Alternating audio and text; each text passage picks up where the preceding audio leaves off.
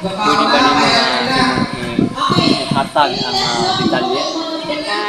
Ako ay isang Katoliko. May 55 years ako naging Katoliko. Pero parang kulang pa talaga sa akin. Talagang may kulang pa.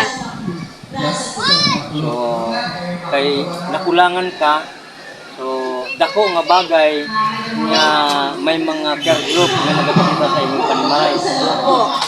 So, miagi nga mga krusada nga na imong giatinan og mga care group nga nagabisita sa imong panimalay.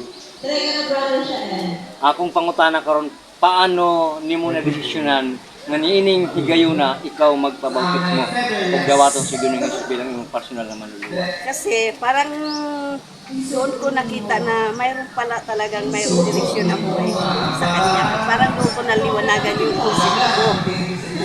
So dati kulang manay. May kulang talaga. Nung nakita na nimo nga kani nga sekta nga mo'y makalag sa imong kaluwasan pagabot sa panahon. So dira mo na ang Desisyon ako na magpapautismo. magpasakop sa Pintes.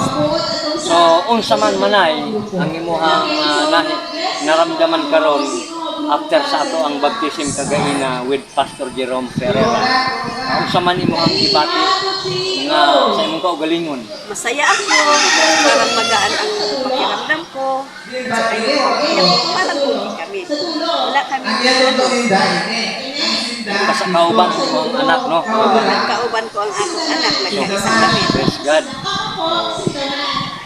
And then, pwede kang man magpasalamat ay sa ato ang samahan na sa kaugalingon sa mga serdot na nag-ibig sa imo.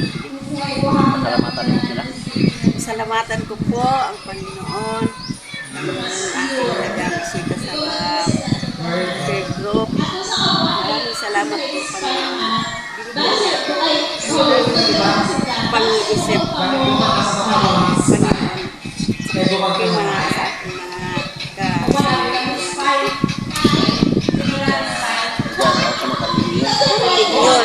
na nagabay sa akin at lalay Panginoon sa aking pamilya. So, amen.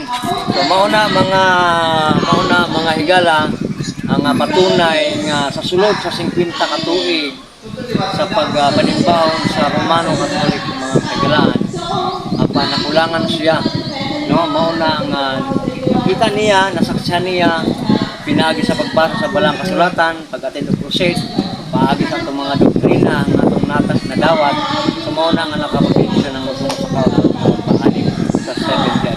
Kaya atong tumong manggod, kaya balo ko nga ang tumong nako ug tumong ni Manay Bilin karon mao ang kaluwasan. Daghang salamat manay sa imong pag-interview sa imong gabayan kita sa Ginoo ug padayon kita sa pag-alagan bisan dagan pa nga mga pagdiri nga bisan kinabuhi ato ganang paglalaban. Sige, so muna daghang salamat mga kaigalaan og mayong hapon kayong tanan.